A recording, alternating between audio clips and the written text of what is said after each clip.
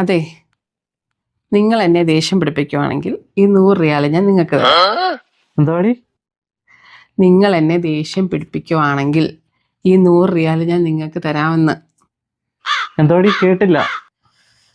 നിങ്ങൾ എന്നെ ദേഷ്യം പിടിപ്പിക്കുവാണെങ്കിൽ ഈ 100 റിയാൽ ഞാൻ നിങ്ങൾക്ക് തരാമെന്ന്. എന്തോ മനസ്സിലായില്ല. നിങ്ങൾ എന്നെ ദേഷ്യം പിടിപ്പിക്കുവാണെങ്കിൽ ഈ 100 റിയാൽ ഞാൻ നിങ്ങൾക്ക് തരാമെന്ന്. നിങ്ങളുടെ ചെവി എന്താ പൊട്ടാണോ? എനിക്ക് ദേഷ്യം വരുന്നുണ്ട് കേട്ടോ. ഇപ്പൊ ദേഷ്യം വന്നേ. എടാ 100 റിയാലടാ, 100 റിയാലടാ.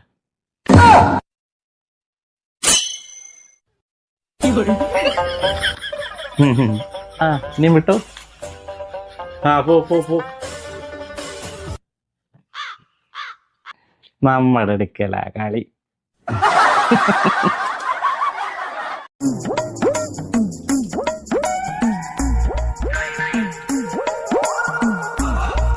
ഡീ, കൊറേ നേരം ആയല്ലോ ഇരുന്ന് കുത്തിക്കുറിക്കുന്നത്. എന്തുവാ? ഞാൻ എന്റെ പ്രശ്നങ്ങളൊക്കെ ഒരു പേപ്പറിലേക്ക് പകർത്തുകയായിരുന്നു. നിനക്ക് ഇത്രയധികം പ്രശ്നങ്ങളോ? എന്തിയെ കാണട്ടെ.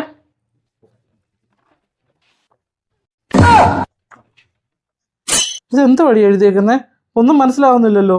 അല്ലെങ്കിൽ തന്നെ നിങ്ങൾക്ക് എന്റെ പ്രശ്നങ്ങൾ എപ്പോഴാ മനസ്സിലായിട്ടുള്ളത്? ആ എടി, ഇതങ്ങനെ നോക്കിയേ. ഇതെന്താ വാച്ചോ? ഇതാർക്കാ? ഓ എടി, ഞങ്ങളുടെ ഓഫീസിലെ സുഷമയില്ലേ, അവളുടെ ബർത്ത്ഡേ. അപ്പൊ അവക്ക് കൊടുക്കാമെന്ന് വിചാരിച്ചു. അതിന് വാച്ചാണോ കൊടുക്കുന്നേ? പിന്നെ സാരി എന്തെങ്കിലും മേടിച്ചു കൊടുക്കണ്ടേ? അല്ലെങ്കിൽ എന്റെ പുതിയ സാരി വിഴപ്പുണ്ട്, അത് കൊടുക്ക. ആ പിന്നെ ഏതായാലും ഇത് മേടിച്ചില്ലേ, ഞാൻ എന്തായാലും പോവാ. ഇത് കൊടുത്തിട്ട് വരാം കേട്ടോ.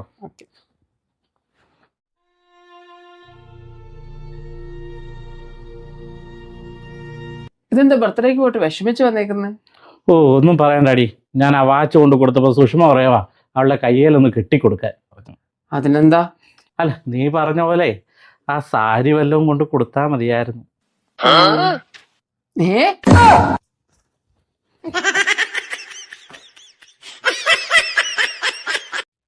നിങ്ങൾ ഇവിടെ ഇരിക്കുവായിരുന്നോ? നീ ഇതെവിടെ പോയത്?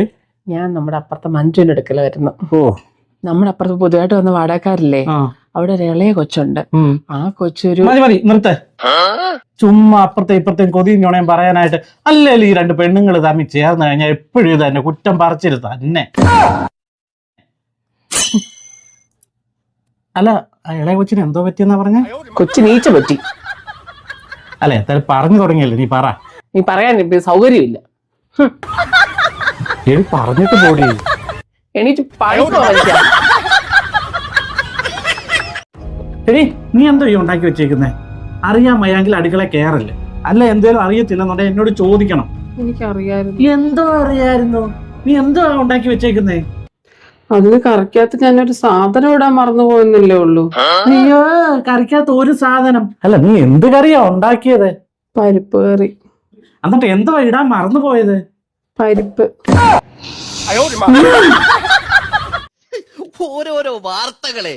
ആകാശത്ത് പറന്നുയർന്ന വിമാനത്തിൽ ഭാര്യയെ പിരിഞ്ഞിരിക്കാൻ വയ്യാന്നും പറഞ്ഞ് വഴക്കുണ്ടാക്കിയ ഭർത്താവിനെ താഴെ ഇറക്കി ഭാര്യയോടൊപ്പം പറഞ്ഞു വിട്ടു. ഭാര്യയോടുള്ള സ്നേഹം മുഖ്യമന്ത്രി അനുമോദിച്ചു. ഇത് ഭാര്യയോടുള്ള സ്നേഹമൊന്നുമില്ല.